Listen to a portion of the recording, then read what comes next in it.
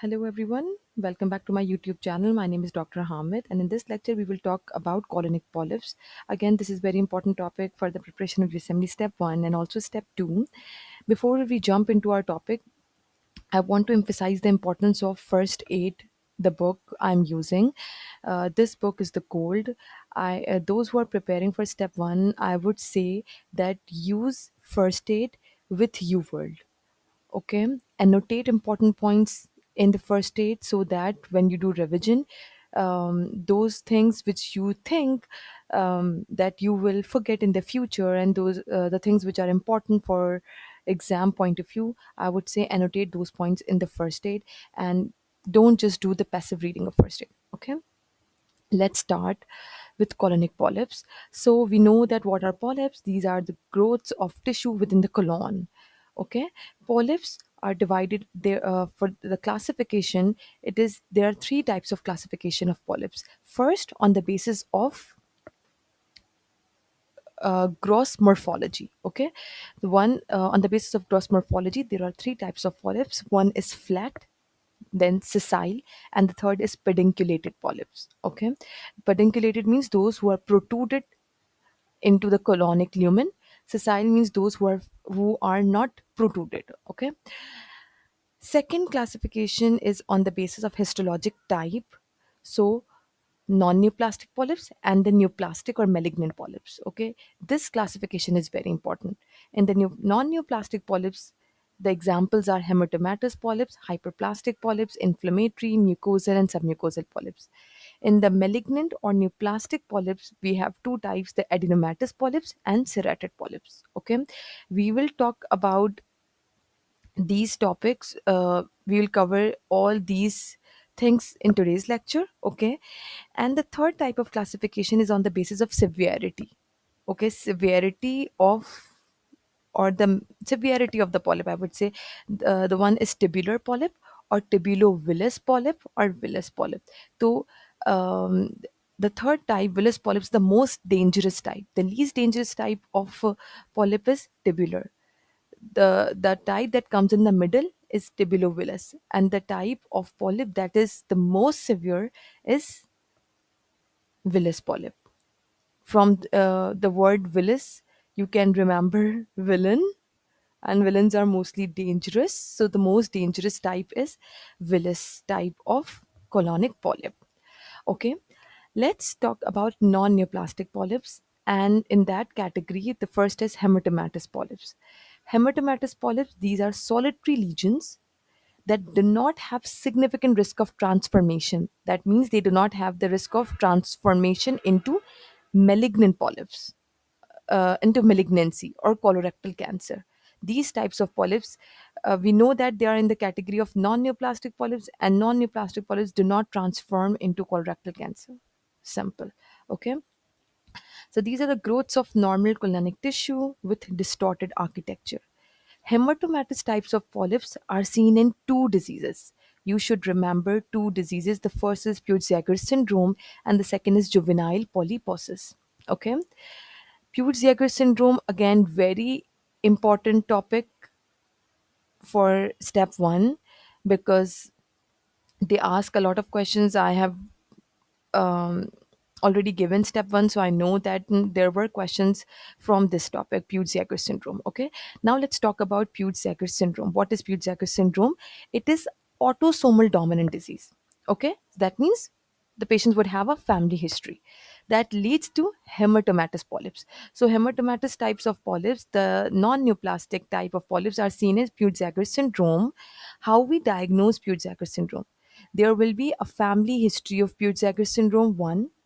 Second is, we'll see numerous mucocutaneous hyperpigmented macules on the lips, on the oral cavity. Okay, I'll show the diagram. Okay, so first is the family history of Peutz-Jeghers syndrome. Second is numerous mucocutaneous hyperpigmented macules. And third is hematomatous polyps. If you see these three things in the scenario, you should think about Peutz-Jeghers syndrome. But that doesn't mean that patient has to have Peutz-Jeghers syndrome.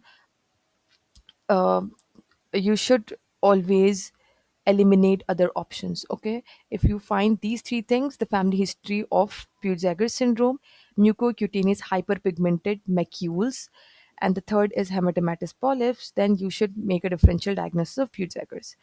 Second is juvenile polyposis. Again, it is also autosomal dominant disease, and we see numerous hematomatous polyps in the colon, stomach, and small bowel. Okay, simple. Second type is hyperplastic polyps. These are the most common type of non-neoplastic polyps. They are smaller, predominantly located in the rectosigmoid region. You should know the anatomy, where is rectum, where is sigmoid, colon. Occasionally evolves into serrated polyps, very occasionally evolves into serrated polyps and more advanced lesions. Usually they are benign, they are non-neoplastic. Okay. Third is inflammatory polyps. These are again the polyps that inflammatory pseudopolyps that we see in the inflammatory bowel disease like Crohn's disease or usually in the ulcerative colitis. The fourth type is mucosal polyps. They are clinically insignificant, very small, less than 5 millimeters, similar to normal mucosa. Okay. Submucosal polyps, the examples are lipomas, leiomyomas, fibromas, and other lesions. Okay. From the non-neoplastic polyps, the very important type is hematomatous polyps and the association of hematomatous polyps, which we have already talked about. Okay. Let me show the diagram of Peutz-Jeghers syndrome so things would be more clear.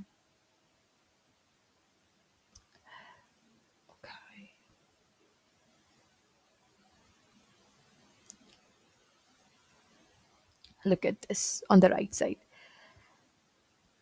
Okay, the baby boy or baby girl has numerous mucocutaneous macules. Okay, hyperpigmented macules in on the mucus and on mostly on the lips. Okay, with hematomatous polyps and family history. Now,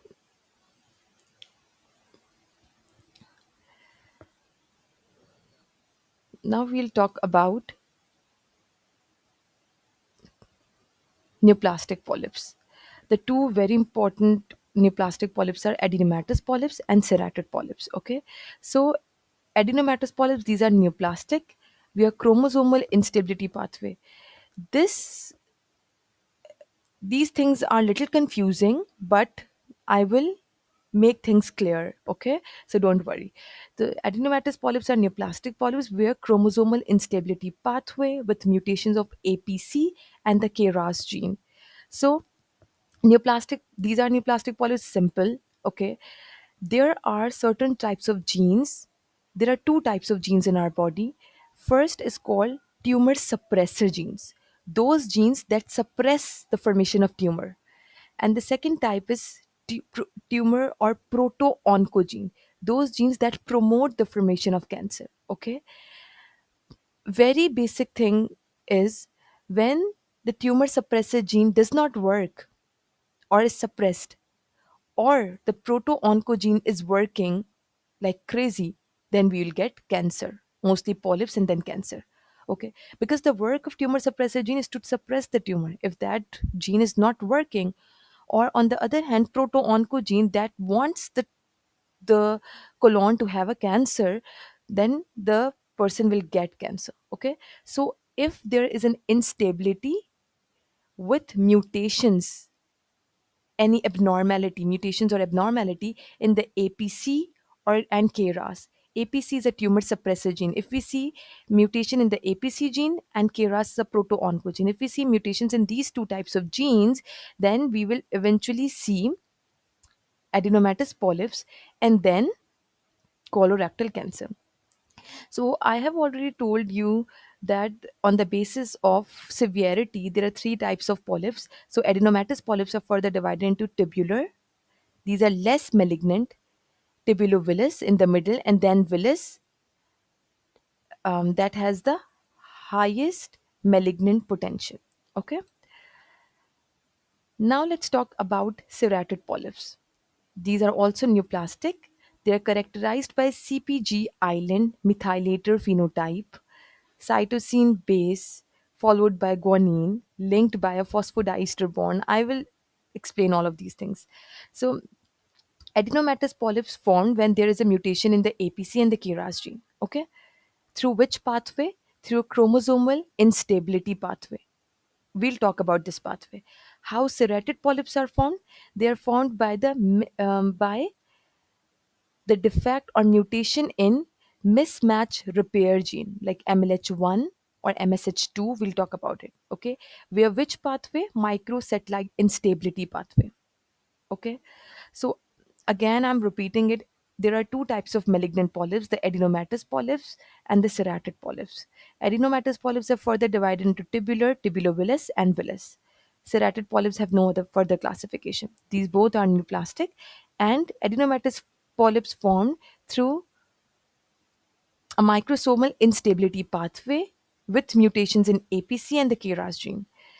Serrated polyps are formed via which pathway? Microsatellite instability pathway, and because of the mutation of MLH1 MSH2 gene or mismatch repair gene. Okay, here's the diagram. Look at this. These are the sessile polyps and these are the pedunculated polyps. Pedunculated polyps are polyps that are protruded into the colonic lumen. Okay, again, these are polyps, and this is B tubular polyp, and this is, look at like villi, they are villous polyps. Okay, again, these diagrams are very important. Now we have already talked about polyposis syndromes. We have already talked about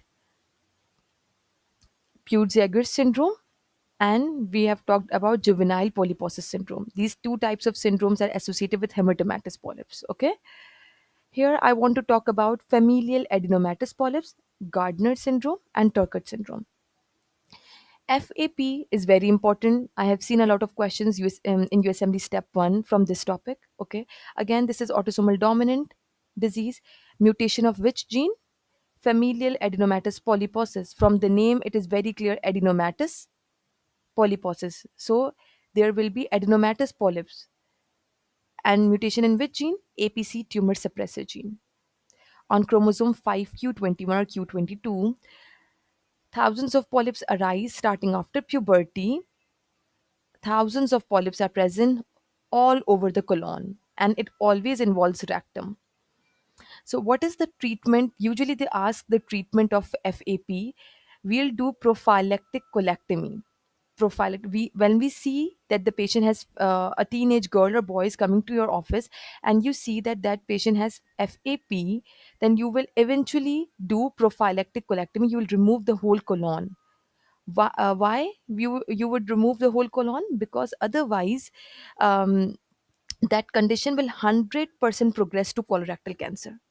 100%, not 90%, not 80%, 100% will progress to colorectal cancer. So it is very important that you remove the colon, whole colon. Okay, Gardner syndrome will have FAP, familial adenomatous polyposis, plus osseous and soft tissue tumors like osteomas of the skull or mandible.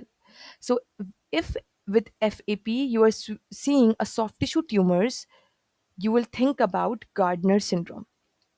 And with that, congenital hypertrophy of the retinal pigment epithelium and impacted or supernumerary teeth.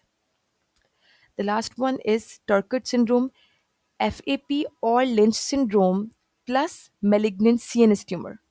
So, if wholly solely there is FAP, we know about it.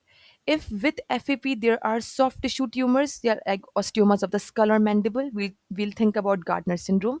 If with FAP or Lynch syndrome, there are malignant CNS tumors, not benign malignant CNS tumors like medulloblastoma or glioma, then we'll think about Turcot syndrome. These are very, very minor things, minor details you should remember for step 1. Okay, I think this is all about today's lecture, and I have shared a very important diagram of Peutz-Jeghers syndrome. You can also Google it. Okay, if you have any questions, do ask. You guys can ask in the comment section.